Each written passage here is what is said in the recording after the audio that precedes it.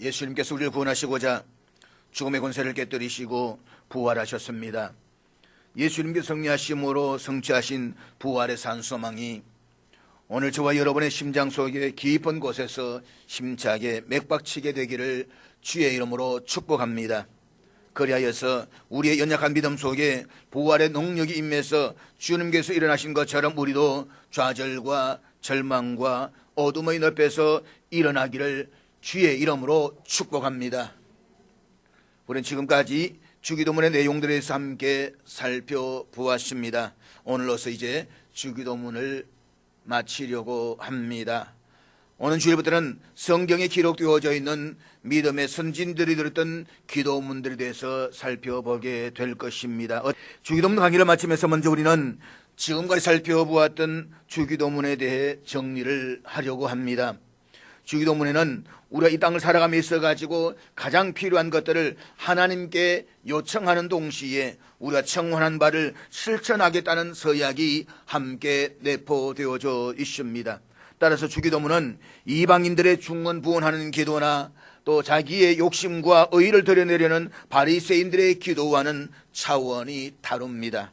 즉 하나님의 백성으로서의 온당한 삶이 없는 것들을 구하는 기도의 태도는 이방인들이 구하는 것들과 다를 바가 하나도 없습니다. 우리는 하나님의 백성으로서의 온당한 삶과 관계가 없는 기도는 하지 말아야 합니다. 하나님은 그런 기도를 들어주시지 않습니다. 무엇보다 주기도문은 바리새인들의 외식적인 기도와도 차원이 다릅니다. 우리는 기도할 때 우리의 기도가 이웃들에 대한 설교가 되지 않도록 조심해야만 합니다. 가끔 이웃에 대한 불만이나 이웃에 대해서 자신이 하고 싶은 말을 기도라는 이름으로 마구 쏟아내는 사람들이 있습니다. 그러나 기도는 그런 기도가 아닙니다. 그런 기도는 바리새인적인 기도일 뿐이지 하나님이 바라시는 기도가 아닙니다. 그런 점에서 주기도문은 진짜 기도입니다. 예수님께서 가르쳐주신 기도의 자세는 하나님만을 전적으로 의지하게 해달라는 청원입니다. 동시에 청원을 드리는 자로서 내가 하겠다는 하나님께 대한 순종을 서약하는 것입니다. 즉 일방적으로 하나님께 청구서를 내미는 것이 아니라 하나님께 대한 의지와 순종을 함께 담고 있는 진짜 기도인 것입니다. 특별히 주기도문에서 기도의 주체는 나가 아니라 우리입니다. 성경 읽어보게 되면 성경은 한결같이 나라는 한 개인이 아니라 우리라는 공동체를 강조하고 있는 것을 볼 수가 있습니다. 사도 바울의 서신서들도 읽어보게 되면 어쩌다가 한 번씩 나의 하나님이라고 쓰지만 대부분 우리 하나님이라고 쓰고 있습니다. 예수님께서 가르치신 기도문도 우리의 언어로 되어져 있습니다. 우리가 이 사실에서 깨달을 수 있는 것은 제자의 삶이라고 하는 것은 결코 자기 자신만을 위한 이기적이어서는 안 된다는 것입니다. 제자들의 신앙은 항상 공동체를 지향해야만 합니다. 그러므로 우리는 항상 그리스도 안에서 이웃과의 관계를 생각해야만 합니다. 그래서 나에게 죄 지은 자들, 나와 함께 있는 가난한 자들, 나와 함께 어둠의 권세에 얽매인 자들, 또 나와 함께 있는 자들로서 사탄의 유혹에 떨어진 자들을 생각하고 그들에게 내가 형제 노릇을 해야 함을 기억해야 합니다. 그래서 내가 받은 하나님의 양식을 나눌 생각을 해야 합니다. 하나님께로부터 받은 죄 용서를 나누어 줄 생각을 해야만 합니다. 뿐만 아니라 사탄의 유혹에 빠져 헤매고 있는 형제들에게 권면과 위로를 줌으로써 그들이 다시 한번 올바른 믿음의 길로 나올 수 있도록 도와주는 그런 마음을 가지고 기도를 해야만 합니다. 그것이 바로 우리 기도인 이유입니다. 이와 같은 주기도문은 하나님 우리에게 아빠가 되시는 사실에서 출발해서 하나님의 이름이 거룩히 여김을 받으심과 또 하나님 나라가 임하기를 기도하는 가운데 이 땅에서 가장 중요한 일용할 양식과 악한 세력들에 대한 시험으로부터 구해 주실 것을 기도하게 합니다. 그런데 우리의 기도가 사탄의 유혹과 악에 대한 기도로 끝난다라고 한다면 아주 차갑고 우울한 느낌을 줄 것입니다. 힘들고 어려운 상황 속에서 수만 가지 기도의 제목들을 가지고 애통해하며 기도를 드린 그것으로 끝이 난다라고 한다면 결국 기쁜 한숨만 터져 나올 것입니다. 그렇지만 주기도문은 우리의 시선을 절망의 현실의 상황에서 벗어나서 하나님 나라와 권세와 영광으로 향하게 합니다. 시편을 비롯한 성경에 기록된 대부분의 기도가 바로 이런 구조를 가지고 있다는 것입니다. 시편을 읽어보면 인간이 경험할 수 있는 거의 모든 기도의 제목들이 다 그 속에 들어있습니다. 고통 속에서의 부르짖음과 죄로 인한 고뇌, 병중에서의 몸부림과 원수들로부터 쫓기는 불안함에서의 외침, 실패하고 넘어진 자리에서 구원의 요청을 하는 이런 애절한 탄식과 또 인생의 덧웃음에 대한 괴한과 같은 인간의 실존의 문제들이 다 담겨져 있습니다. 그렇지만 시편의 기도문들을 보게 되면 마지막 부분에 이르게 되면서 분위기가 점차 바뀌어지는 것을 볼 수가 있습니다.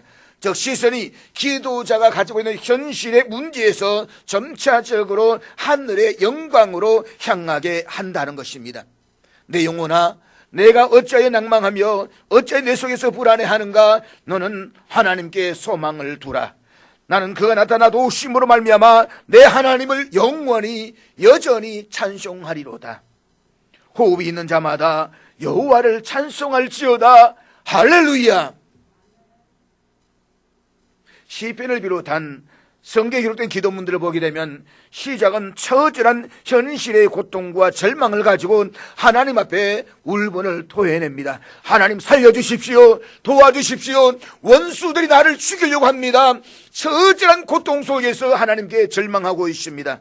그렇지만 기도의 끝으로 가면 오직 하나님의 다스리심과 하나님의 권능, 하나님의 영광을 찬미하면서 마치게 되는 것을 볼 수 있습니다.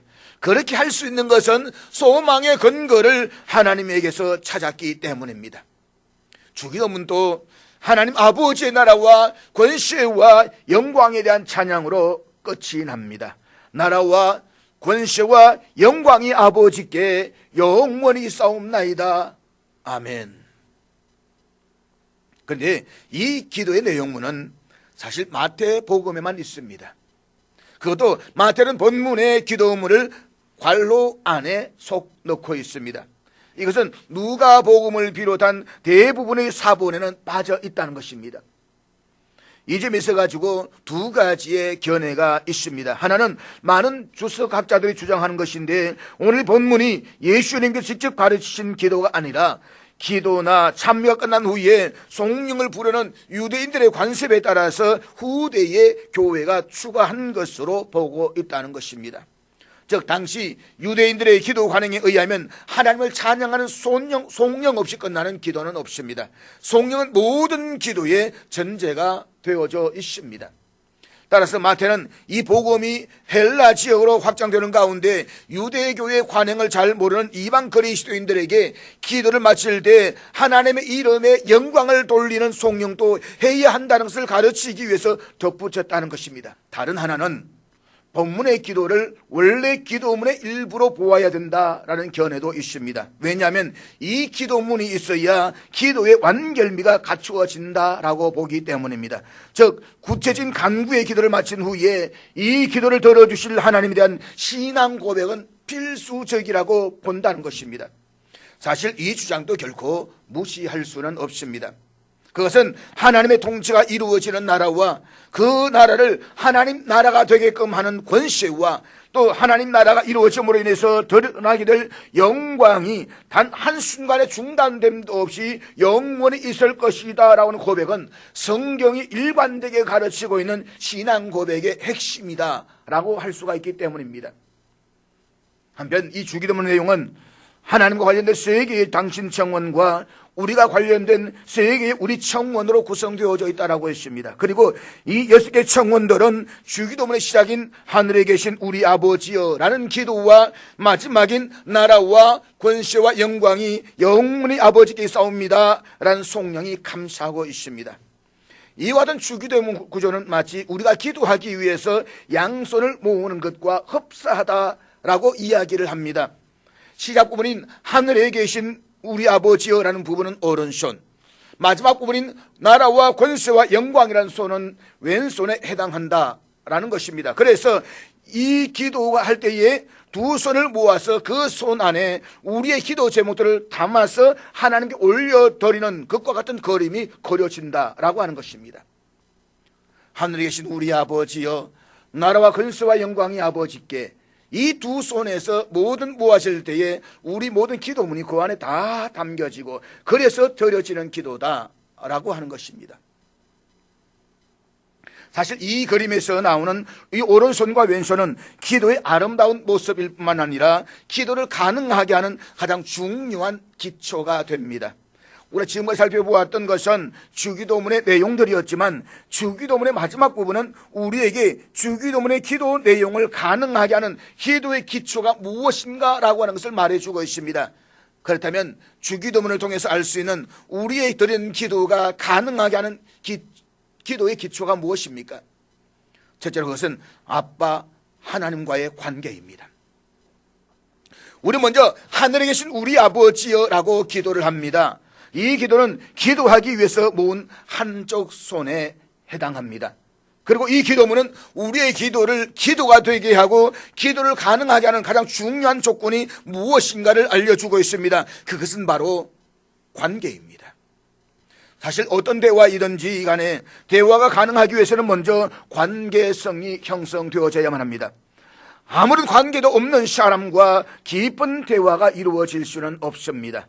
전혀 모르는 낯선 사람을 만나서 그 사람에게 자신의 속마음을 다 이야기하는 사람은 없습니다. 마찬가지로 기도가 영적인 대화이고 만남이라고 한다면 먼저 기도를 가능하게 하는 어떤 관계가 설정되어져야만 합니다. 그 관계는 바로 하나님을 향해서 아빠라고 부름으로써 시작이 된다는 것입니다. 그러니까 우리가 드리는 이 기도의 대상이신 하나님은 다름 아닌 우리의 아빠이시며 우리는 그분의 자녀가 된다는 것입니다. 따라서 하나님을 아빠라고 부를 수 있는 우리의 자녀됨이 기도를 가능하게 하는 첫 번째 조건입니다. 만약 우리가 예수를 통해서 하나님을 아빠라고 부를 수 없는 관계라고 한다면 주기도문에 따라서 기도할 수가 없습니다. 다시 말하면 주기도문은 하나님을 아빠라고 부를 수 있는 하나님의 자녀만이 드릴 수 있는 특권인 것입니다. 그럼 우리는 기도할 때에 하나님을 아빠라고 부를 수 있는 자녀로서의 관계성을 가장 먼저 생각해야만 합니다. 왜냐하면 우리가 하나님과 어떤 관계 속에 있는지를 확인할 때 비로소 기도가 가능하기 때문입니다. 사랑하는 여러분, 우리는 죄인이었고 지금도 여전히 허물이 많은 사람들입니다. 뿐만 아니라 연약에서 수시로 유혹에 넘어집니다. 그럼에도 불구하고 우리는 사망이나 권세자들이나 그 무엇으로도 끊을 수 없는 하나님의 자녀입니다. 우리가 하나님의 자녀인 것은 독생자 예수님께서 흘리신 피로 확정하셨기 때문에 그 무엇으로도 끊을 수 없고 변개할 수도 없습니다. 세상에 보면 자식을 버릴 수가 있지만 우리 하나님은 영원히 버리지 아니하신다라고 했습니다. 잊지 마십시오. 우리는 하나님의 자녀입니다. 하나님께서 우리를 당신의 자녀가 되게 하셨다는 사실이 바로 우리가 하나님을 아빠라고 부르면서 기도할 수 있는 핵심적인 기초입니다. 우리가 하나님의 자녀가 아니라고 한다면 그분 앞에 나아가 기도할 수도 없습니다. 그러므로 우리가 하나님의 자녀로서 기도할 수 있는 조건 속에 있다는 것 자체가 엄청난 은혜라는 사실을 잊지 마십시오. 우리는 이 엄청난 사실을 값싸게 하거나 헛되게 해서는 결코 안 됩니다. 그래서 히브리서 기자는 4장 16절에서 이렇게 말씀하고 있는데 다 같이 읽도록 하겠습니다. 그러므로 우리는 긍휼하심을 받고 때를 따라 돕는 은혜를 얻기 위하여 은혜의 보좌 앞에 담대히 나아갈 것이니라. 예수 그리스도를 믿는 우리들은 하나님의 은혜의 보좌 앞으로 나아갈 수 있는 특권이 있습니다. 그것은 우리가 하나님의 자녀가 되었기 때문입니다. 그리고 그 보좌 우편에는 우리의 대언자이신 예수님께서 앉아 계십니다. 그러므로 우리는 이제 자녀의 자격으로 언제든지 은혜의 보좌 앞에 담대하게 나아갈 수가 있게 되었습니다.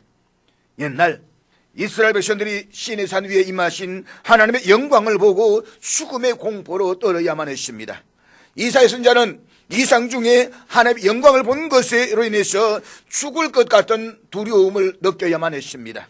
그렇지만 예수 그리스도 안에서 하나님의 자녀가 된 우리들은 매일 매 순간 어느 때나 은혜의 보좌 앞에 나아갈 수가 있습니다.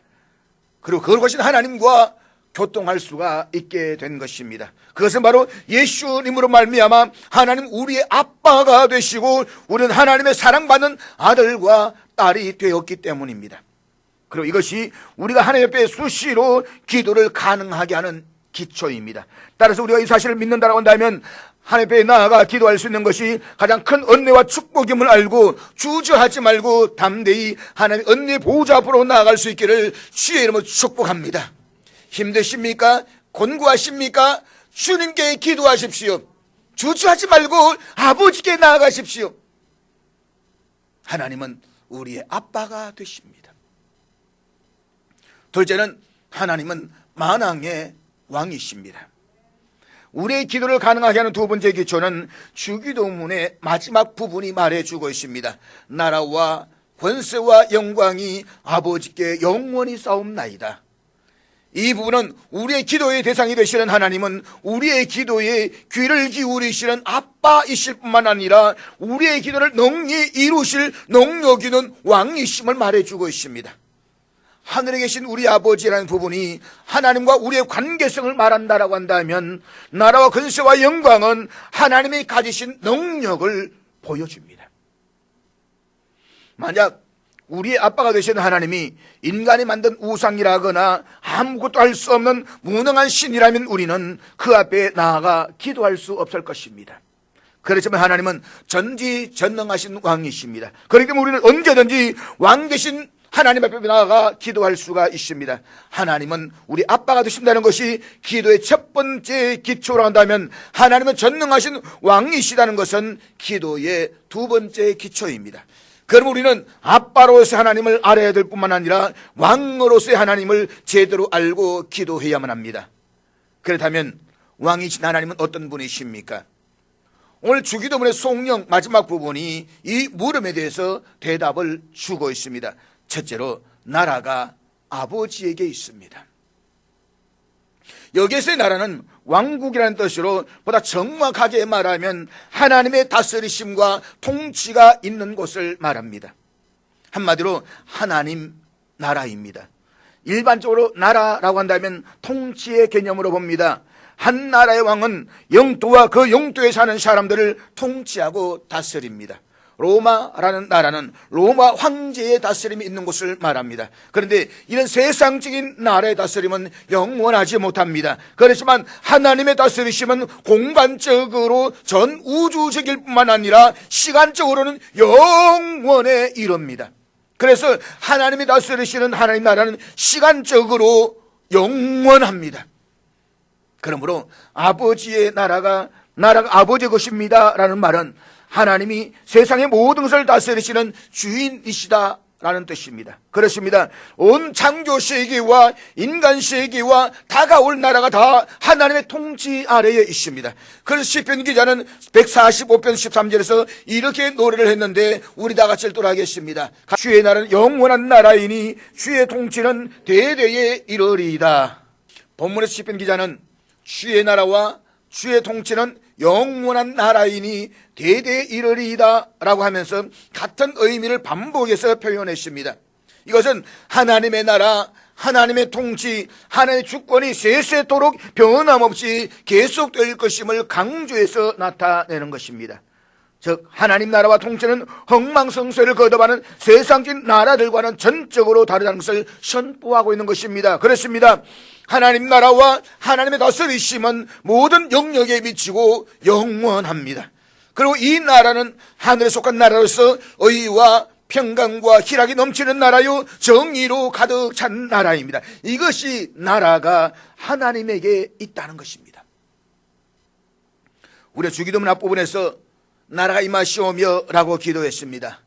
그리고 마지막 송령에서 나라가 아버지께 있사옵니다 라고 기도함으로써 우리가 소망하는 나라는 하나님께 속해 있다는 사실을 선언하고 있습니다. 물론 아직 완성된 하나님 나라는 아닙니다. 이 세상에는 여전히 사탄과 그의 세력들이 공중 권세를 잡고 사람들을 미혹하고 있습니다. 눈물과 한숨도 있습니다. 그럼에도 불구하고 지금 여기에서도 하나님이 권세를 가지시고 승리하시며 통치하고 계신다는 것은 사실입니다. 그리고 사탄과 어둠의 권세자들은 하나님께서 허락하신 그 영역 안에서만 제한적으로 허용되고 있을 뿐인 것입니다. 그렇기 때문에 우리는 성령으로 이렇게 찬양하는 것입니다. 아버지의 나라는 영원한 것입니다. 둘째로 권세가 아버지에게 있습니다. 여기서 권세는 힘, 능력을 뜻합니다. 모든 다스림에는 반드시 권세가 따르게 마련입니다. 권세가 없는 다스림은 없습니다. 권세가 없으면 아무런 의미도 없는 것입니다. 육체적인 일이든 정신적인 일이든 아니면 정치, 경제적인 일이든 간에 어떤 일을 성취하기 위해서는 반드시 권세, 즉 능력이 있어야만 합니다. 따라서 주기도문은 기도의 끝에 이렇게 찬양하게 합니다. 권세가 아버지께 영원히 있습니다. 5년이 아니에요. 4년이 아니에요. 영원히 있습니다. 우리가 기도를 드린 대상이 어떤 분이신가를 아는 것은 참으로 중요합니다. 이방인이 드리는 기도의 대상은 우상입니다. 우상은 피조물들을 통해서 그들 스스로 만드는 것일 뿐 본래 존재하지도 않았습니다. 따라서 그들의 기도는 있지도 않은 대상들에게 올려지는 것이기 때문에 허무하고 무익한 것입니다. 반면에 우리가 기도를 드리는 분은 세상 일뿐만 아니라 하늘의 일까지 다스리시는 권세가 무한하신 하나님이십니다.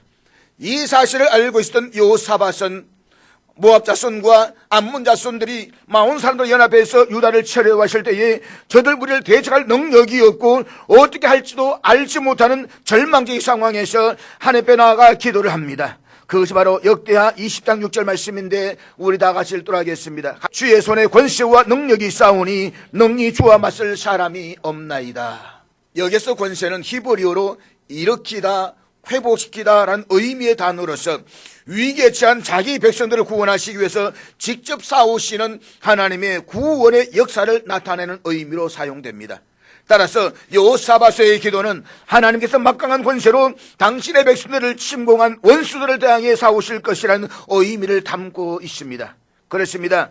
시편 기자의 고백처럼 권능은 전적으로 하나님께 속하였습니다. 하나님의 세상을 창조하시고 인간을 구하는 초월적 능력을 지니신 분이십니다.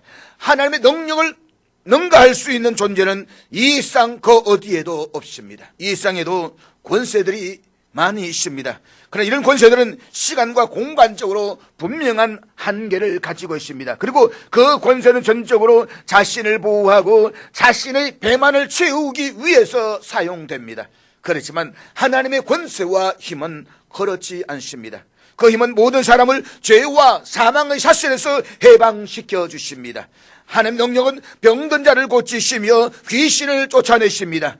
하나님의 능력이 가장 분명하게 나타난 것이 바로 예수 그리스도를 죽은 자 가운데서 다시 살리신 부활 사건입니다. 하나님의 능력은 죄 있는 인간을 용서하시고 죽을 인간을 다시 살리시는 능력입니다. 사랑하는 여러분, 하나님은 모든 능력을 다 가지고 계십니다. 그래서 당신이 뜻하시는 모든 것을 능히 이루게 하십니다. 하나님은 무한하신 권세를 가지고 계시되 영원히 가지고 계시는 분이십니다. 따라서 예수님께서는 우리의 아빠가 되시는 하나님이 이런 분이시다라고 말하고 있습니다. 그러므로 우리는 전능하신 하나님의 권세 앞에서는 순간 정의와 두려움 또 경배함으로써 그분을 바라보아야만 합니다.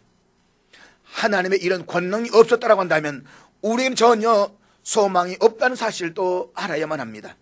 하나님의 권능이 없었다고 한다면 단 한 영혼도 구원할 수가 없었을 것입니다. 그렇지만 감사하게도 우리 아빠가 되시는 하나님께서는 권세가 무한하시며 우리는 예수 그리스도 안에서 하나님의 권능으로 말미암아 사망에서 생명으로 옮겨지는 구원을 받았습니다. 주기도문은 우리의 하나님이 바로 이런 분이시다라고 분명하게 증거하고 있습니다. 그렇다면 이 사실이 우리에게 얼마나 큰 확신을 주는 것입니까? 내 아빠가 아무것도 할 수 없는 초월한 아빠가 아니라 만왕의 왕이시오 권능이 무한하시다. 이 사실은 우리에게 엄청난 위로와 힘이 되는 것입니다. 우리는 이런 권세를 하신 왕 되신 하나님께 기도한다는 사실을 깨닫고 매일 매 순간 하나님 보좌 앞으로 나아갈 수 있기를 주의 이름으로 축복합니다. 셋째로, 영광이 아버지에게 있습니다. 여기서 영광으로 번역된 헬라어는 하나님의 영광, 위엄, 권능을 나타낼 때 사용되는데 한마디로 거룩한 아름다움입니다. 그리고 이 영광은 왕으로서의 하나님의 위엄을 나타내고 있습니다. 하나님은 절대적으로 완전한 위엄을 지니고 계시고 마지막 때에는 세상을 심판하실 위엄을 지니신 분이십니다. 물론 땅에 속한 피조물들에게도 영광이 있고 사람들에게도 영광이 있습니다. 왕의 영광이 있고 각 사람들마다 그 지위에 맞는 영광이 있습니다. 높은 업적을 남긴 자에게는 그 업적의 영광이 있고 일생을 살아온 노인에게는 백발의 영광이 있습니다. 이처럼 땅에 속한 자의 영광이 있는가 하면 사람이 죽은 후에 누리게 될 부활의 영광도 있습니다. 이 영광은 땅에 속한 자의 영광과는 비교할 수 없는 하늘에 속한 자만이 누릴 수 있는 영광입니다. 그런데 이런 영광들은 결국 하나님의 영광을 반사해 내는 것입니다. 따라서 어떤 영광으로도 스스로 교만할 수가 없습니다. 모든 피조물의 영광은 다 하나님께 돌리기 위해서 존재하는 영광입니다. 그렇지 않으면 모든 피조물의 영광은 안개와 같이 순간적으로 덧없는 것이 되고 말 것입니다. 잊지 마십시오. 영원한 영광은 하나님에게만 있습니다. 따라서 창조세계 모든 영광은 하나님만이 가지고 있는 영광의 그림자일 뿐입니다. 내가 세상 속에서 영광을 받았습니까? 그 영광은 하나님께 담아서 올려드려야 되는 것입니다. 왜요? 그 영광의 본체가 하나님이시기 때문입니다. 그러므로 성경은 하나님에 의해 창조된 모든 피조물은 오직 하나님의 영광을 위해서만 존재한다라고 가르치고 있습니다. 뿐만 아니라 하나님께서 영광과 존귀와 권능을 받는 것이 지극히 합당하다라고 했습니다. 그래서 웨스트민스터 신앙고백에서도 제1문에서 사람의 제일 되는 본분이 무엇입니까? 라는 물음에 이렇게 대답하고 있습니다. 하나님을 영화롭게 하는 것과 그를 영원토록 즐거워하는 것입니다. 그런데 한글 성경은 송영 부분을 시작하는 헬라어 호티라는 접수사를 빼버렸습니다. 이 호티라는 단어를 과거 주기도문에서는 대개라는 단어로 번역했습니다. 그런데 이 호티라는 말은 정확하게 번역하면 왜냐하면 뭐뭐 때문이다 라는 의미로 번역이 됩니다.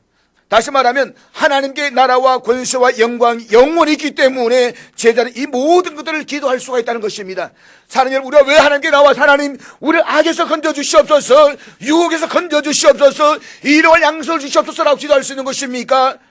왜냐하면 나라와 권세와 영광이 영원히 아버지에게 있기 때문입니다 라는 말입니다. 주기도문은 하나님을 우리가 언제나 달려가서 안길 수 있는 이미지로 아빠라고 부르게 하십니다. 그렇습니다. 하나님 우리에게 너무나도 가까이 계신 친근하신 아빠이십니다. 그런데 마지막 송영 부분은 아빠 되신 그 하나님이 어느 누구도 감히 다가갈 수 없는 존엄한 왕이시고 모든 다스림과 권세와 영광이 다 자신의 것인 왕 중에 왕이심을 보여주고 있습니다. 다시 말하면 하나님은 우리의 아빠이신 동시에 왕이십니다.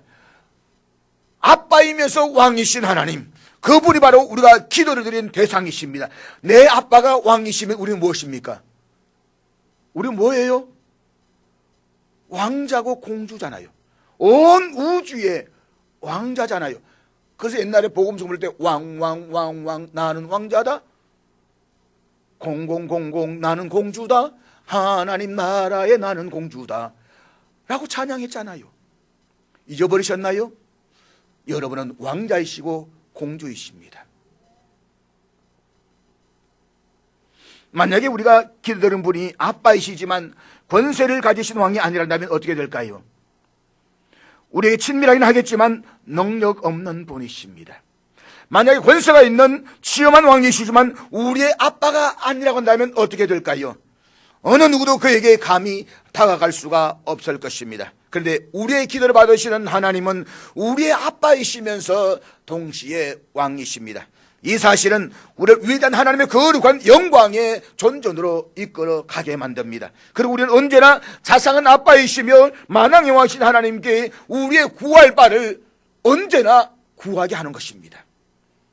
이제 나라와 권세와 영광이 아버지께 영원히 싸웁니다 라는 기도문은 아멘이라는 화답으로 끝이 납니다. 성령을 끝맺는 아멘이라는 말은 그렇게 되기를 바란다라는 의미일 뿐만 아니라 그렇게 되리라고 믿는다라는 뜻도 가지고 있습니다. 즉 아멘은 그렇게 되기를 바란다는 소원일 뿐만 아니라 그렇게 될 것이라는 확신의 표현인 것입니다. 그래서 아멘으로 화답하는 사람들은 예수님께서 알려주신 주기도문에 전적으로 동의하고 모든 것이 하나님의 주권 아래 있음을 확신하는 것입니다. 그래서 예수님의 제자들은 고난과 핍박이 엄습해 오는 최악의 상황에서도 기도할 수 있는 확실한 근거를 가지고 있습니다. 우리는 기도를 통해서 현실을 극복할 수 있는 힘과 능력을 부여받으며 하나님 나라를 소망합니다. 그리고 주의 놀라운 영광 가운데 거하게 될 것입니다. 그러므로 주기도문은 구원받은 자들의 신앙 고백인 동시에 이 세상의 악에 대항하는 결단이요 행동인 것입니다. 나라와 권세와 영광이 영원히 아버지의 것이옵니다. 아멘. 우리 성령에서 놀라운 은혜와 구원의 확신을 갖게 됩니다. 그것은 우리가 과거에 어떤 어려운 일을 당하였던, 그리고 앞으로 어떤 고난의 길을 걸어가게 되든, 또한 우리가 어떤 아픔과 슬픔으로 우리의 마음을 때리든 하나님이 영원히 존재하시며 언제나 우리의 아빠로 우리와 함께 하신다는 사실을 말입니다. 어쩌면 우리는 풀 한 폭이 없는 삭막한 광야 한가운데를 걸어갈 수도 있습니다. 대낮임에도 칠흑 같은 캄캄한 밤처럼 폭풍우와 먹구름을 만날 수도 있습니다. 그럴 때에라도 우리가 눈을 들어 주를 바라보며 기도를 중단하지 않는다라고 한다면 폭풍우를 건너 우리에게 다가오시는 하나님을 보게 될 것입니다. 이스라엘 백성들을 위해서 홍해를 갈라셨듯이 우리의 갈 길을 열어주시는 하나님의 능력을 보게 될 것입니다. 그래야 우리는 하나님의 인도를 받으며 영원한 하나님 나라로 들어갈 것이며 장차 어린 양의 보좌 앞에서 이렇게 찬양할 것입니다. 나라와 권세와 영광이 아버지께 영원히 싸움나이다. 아멘. 사랑하는 여러분, 우리의 아빠이신 하나님은 만왕의 왕이십니다. 하나님은 전능하십니다. 하나님의 이름이 세상 열방 가운데서 영광을 얻을 것입니다. 우리가 이 사실을 믿는다라고 한다면 온갖 악에도 불구하고 끊을 수 없는 큰 소망이 우리에게 있음을 믿으시기를 주의 이름으로 축복합니다. 하나님은 우리 아빠이시기 때문에 우리와 우리 형제들을 모든 악에서 구원하실 것입니다. 하나님의 전능하신 사랑으로 당신의 나라를 세울 것이고 하나님 이름에 합당한 영광을 얻을 것입니다. 그 영광은 자신의 모든 자녀를 사랑하는 영광이요 그들에게 사랑을 받는 영광이 될 것입니다. 그러므로 기도하기를 쉬지 마십시오. 기도는 능력입니다. 우리의 힘과 능력으로 할 수 없는 것도 하나님께 기도함으로 하나님의 능력을 힘입으면 무엇이든지 할 수가 있습니다. 비록 사방으로 우겨사망을 당하는 것 같은 어려운 일을 당하였을 때라도 낙심하지 말고 기도하십시오. 주기도문의 내용을 기도의 손에 담아드려듯이 우리의 삶에 대한 수많은 기도의 제목들을 우리 기도의 두 손에 담아서 하나님께 올려드리십시오. 우리가 기도를 드리면 일을 행하시는 여호와, 그것을 만들며 성취하시는 여호와, 그의 이름을 여호와라는 우리 아빠 하나님께서 일하십니다.